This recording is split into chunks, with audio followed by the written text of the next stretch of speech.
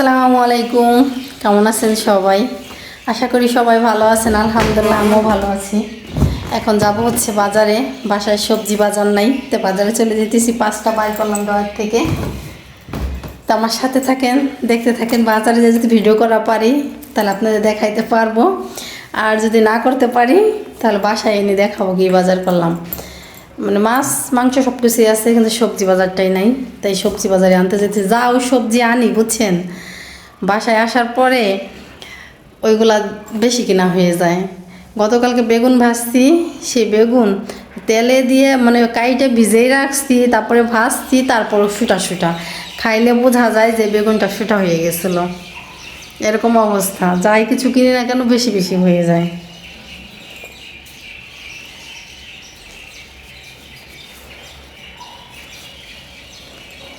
সাথে থাকেন, ভিডিওটা দেখতে থাকেন স্কিপ না করে।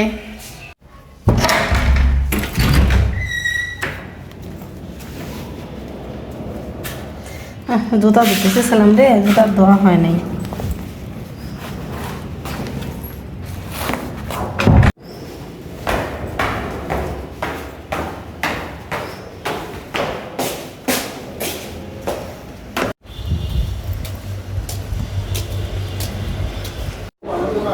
দোকানগুলো কোনো খুলে নেই, প্রত্যেকটা দোকানই বন্ধ, একটা দোকানও খুলে নেই। এখানে একটু দরকার ছিল আমার, এই দোকানটার দরকার ছিল। বাংলা মিডিয়া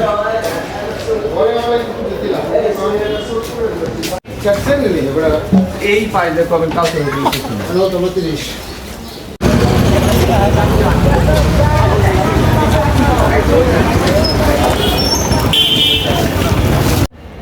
বাজারে এই জায়গা রাই খেজুরি দিতেছি, হরণ হয়ে গেছি আমি। উফ, হাত ব্যথা হয়ে গেছে।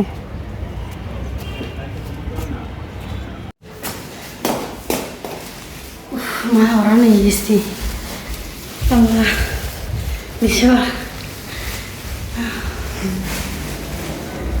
দরজা দিয়ে, দরজা খোলা। তোর ফ্যানটা দিয়ে, তোর ফ্যানটা দিয়ে আমারে।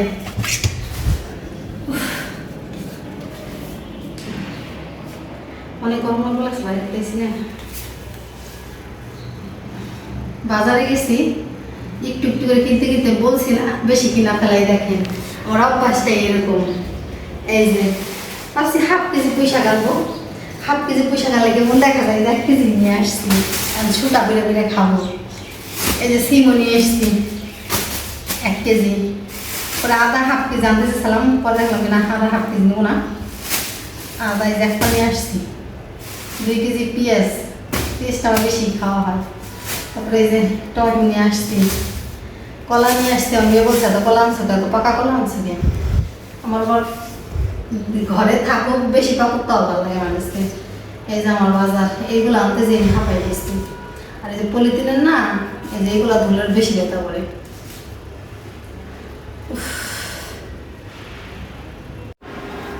ছোলা রাত্রে ভিজিয়ে রাখবো মনে নাই, তো একটু আগে ভিজেইছি, তো ভালোই ভিজছে। আরও ঘন্টা 2 ভিজলে মনে হয় সুন্দর মতো ভিজে যাবে। তারপর একটা আলু দিয়ে সেদ্ধ করে নেবো। আর এদিকে যে ভাত চড়াই দিছি, দেখি দি ভাত কত দূর কি, আর একটু হবে। বাজার থেকে যে আজকে পুঁই শাক আনছি, তা ভাবলাম আজকে তাও তাজাই পুঁই শাক খাই, তো সেখান থেকে এই যে অর্ধেক কেটে নিছি। পুঁই শাক ভাজি করবো। ইলিশ মাছ নাই বাসায়, ফ্রিজে অন্য অন্য মাছ আছে, তা না হলে ইলিশ মাছের মাথা দিয়ে পুঁই শাক রান্না করতাম, তাহলে তো আর বেশি মজা লাগতো। আর এই যে কালীবাউস মাছ রান্না করবো। মাছ এখনও ফ্রিজ থেকে বের করিনি, তার আগেই সবজি কাটছি। যে সিম দিয়ে আলু দিয়ে কালীবাউস মাছ রান্না করব। ফ্রিজ থেকে মাছটা বের করে ভিজাই রাখি, একটুও মনে নেই, ভিডিও করতে এসে মনে পড়ছে।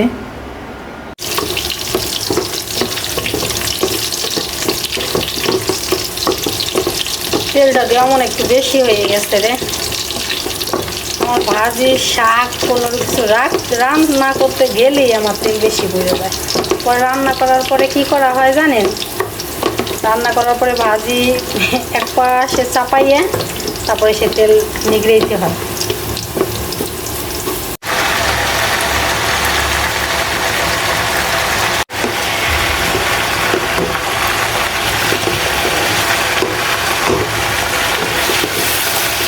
হাতটা না ধরে করাই নাড়াচাড়া দিলে খালি ঘুরে।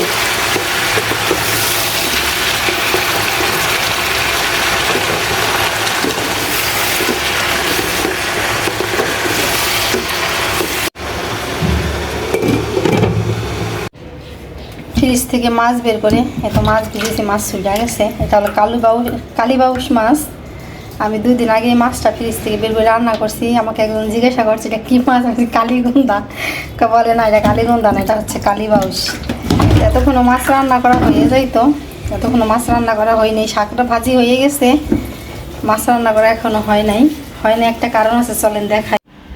কারণটা হয়েছিল এই যে বাড়িয়ালি কাকি হচ্ছে বাসায় নাই, সে গেছে ফরিদপুর মার্কেট করার জন্য।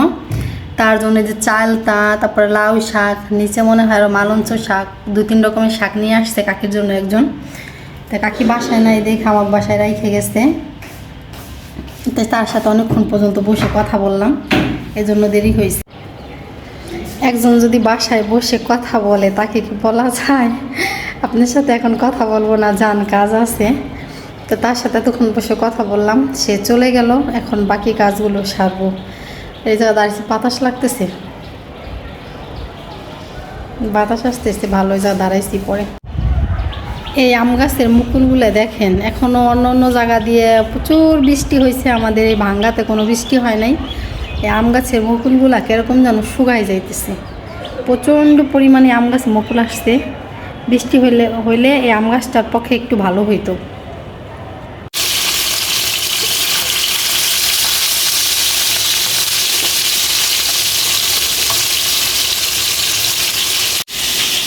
এদিকে আমার মশলা বাইটে না হয়ে গেছে। আমি কিন্তু প্রতিদিনই কিন্তু মশলা বাইটে খাই। দেখেন পেঁয়াজ বাড়ছি, আদা রসুন জিরা একসঙ্গে বাড়ছি, আর মরিচ হচ্ছে কুচাই দিব।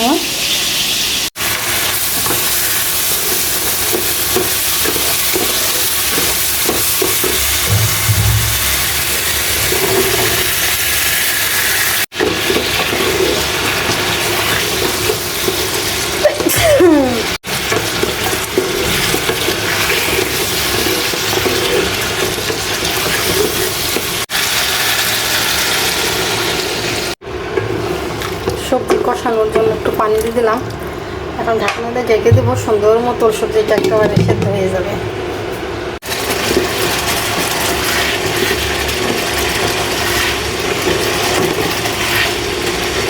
ঝোলের পানি দিয়ে দেই, যতটুকু পানি দিয়ে দিয়েছিলাম আইসে দেখি সুন্দর মতো লেগে পানি দেখে নিবি টাইনা গেছে। এখন দিয়ে দেবো হচ্ছে ঝোলের পানি, পাকানো আমার হয়ে গেছে। ঝোলের পানি দেওয়ার পরে আবার একটু ঢাকনাটা ঢেকে দিলাম, একটু বলক আসলে মাছ দিয়ে দেবো। এই যে মাছ ভাইজে রাখছি যেটা,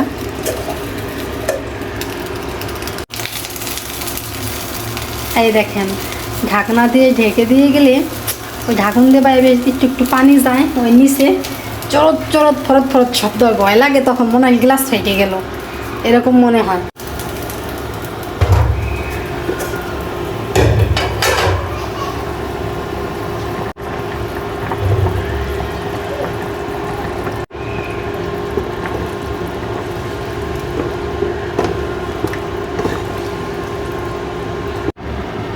মাছ দেওয়ার পরে আবার ওই যে ঢেকে দিলাম, এখন আস্তে আস্তে হোক। তরকারি রান্না করা হয়ে গেছে, এই যে হচ্ছে আমার তরকারির ফাইনাল লুক। এখন ঝাড়িতে ঢেকে রাখি। তরকারি হয়ে গেছে, এখন এই ছোলা সেদ্ধ করে নেব, একটা আলু দিয়ে ধুয়ে নিই ভালো করে।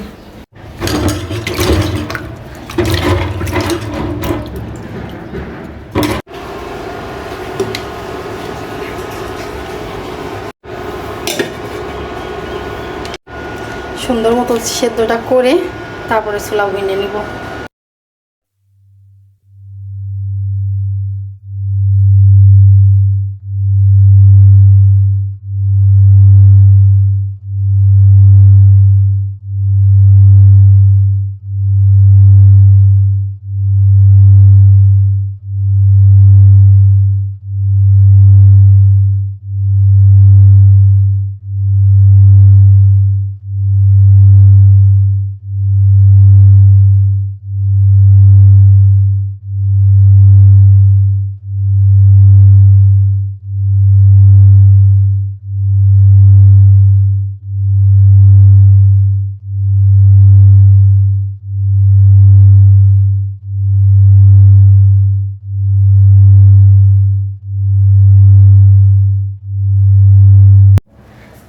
আবার এই যে বিকেল টাইমে একটু বাজারে যেতেছি, একটু দরকারি কাজ আছে এই যে এইগুলা দেওয়ার জন্য। আজকে 3-4 দিন ধরে দিব বইলে দিয়ে সার হয় না। এটা একটা দোকানে দিব, বাজারে কিন্তু যাই তো মনে থাকে না নেওয়ার জন্য, এই জন্য এখন যাইতেছি এটা দেওয়ার জন্য। এই যে দিয়ে আসবো দোকানে, আর হচ্ছে টুকিটাকি একটু কাজ আছে, সেই কাজগুলো সেরে আসবো। বাজার থেকে এসে ইফতার খুলে আমি শুয়ে রয়েছি। আমার মেয়ে আমাকে চকলেট দিয়ে গেছে খাওয়ার জন্য। একটু পরে সব বলতেছে তুমি তো মনে হয় চকলেট খাবা না। না আমি কি নারাই খেজা খাবা না, তাই চকলেট এই যে এই চকলেট দিয়ে গেছে। মানে চকলেটটা অত তো ভালো লাগতেছে না, তারপর খাই যেহেতু মেয়ে দিয়ে গেছে। মেয়ে বলতেছে এখন খাও, এখন ভালো লাগে, সেদিনকে খাইছো ভালো লাগে নাই, আজকে ভালো লাগবে না, খাই দেখো।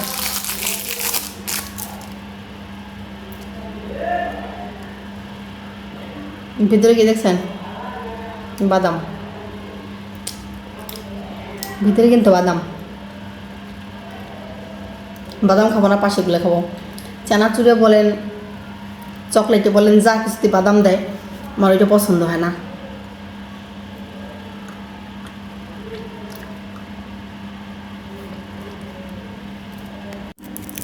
একটা তো খাইলাম, এই যে একটা মানে এটা খুলি। পাশের বাসার বাবুদেরকে চকলেট দিছি বুঝছেন। ও মা, ওরা তো যেদিন দিছি সেদিন খাইছে, খাওয়ার পরের দিন আবার আমাদের ঘরে আসছে। এখন আম্মু বলে কি চল, অনেকক্ষণ ধরে আসছি, বাসায় চল, মানে আমাদের রুমে চল, আমার অন্য কাজ আছে। এখন বাবু যাইতেছে না, এখন না যাই আমাদের ঘর দেখো শুধু ঘুরে। মানে ভাই কী হয়েছে, বাসায় যাবি না? ওইখানে বাসায় যাবো না, চল বাসায় অনেক কাজ আছে চল। আস্তে আস্তে বলে চকলেট নামাইয়ে চকলেট। এখন আম্মু বলে কি চকলেট কালকে রাতে দিচ্ছে না, তোরা খাইছিস না, এখন আর নাই চল। এখন চকলেট না নিয়ে ওর বাসার থেকে যাবেই না। এই হলো পিচ্ছি। নে রুটি আছে না, রুটি দেখা। চকলেট খাওয়ার পর এখন কলা রুটি খাবো খাবো না করে খাওয়া শুরু করলে থামাথামি নাই। তো চকলেট খাওয়ার পর এখন রুটি নিয়ে এসি, কলা রুটি খাবো। এই রুটি বেশি দিন ঘরে থাকলে কিন্তু নষ্ট হয়ে যায়, একটা গন্ধ হয়। ফ্রিজে রাখলে কিন্তু শক্ত হয়ে যায়। আমি কিন্তু এই রুটি রাখছি হচ্ছে আপনার চাইলের ড্রামের ভিতরে। চাইলের ড্রামের ভিতরে রাখলে কি হয়, গন্ধ হয় না, অনেক ভালো থাকে রুটি। এক পিস নেই, তো মেয়েকে এক পিস দিয়ে দিলাম রুটি, আর এই যে আমি খাবো কলা রুটি খাবো। এখন আমরা কলা রুটি, অনেক কথা মানুষ বলে না যাও রোগ একটা হবে নে হসপিটালে যে ভর্তি হয়ে কলা রুটি খাও গে। কে রে ভাই, হসপিটালে ভর্তি ছাড়া কি কলা রুটি খাওয়া যায় না?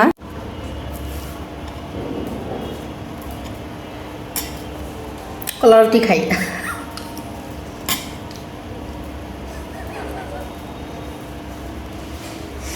আমি দিকে খাই দিই, সামনে তাকাই গেছে।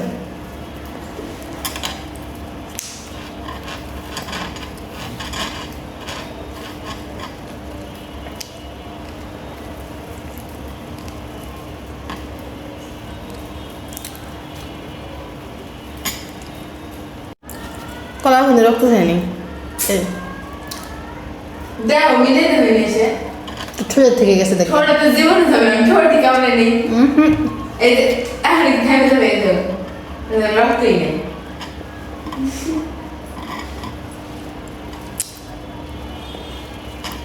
কি সুন্দর কথা, কলায় নাকি আবার রক্ত হয়। ওর কলায় বলে রক্ত দেখা যাওয়া লাগছে।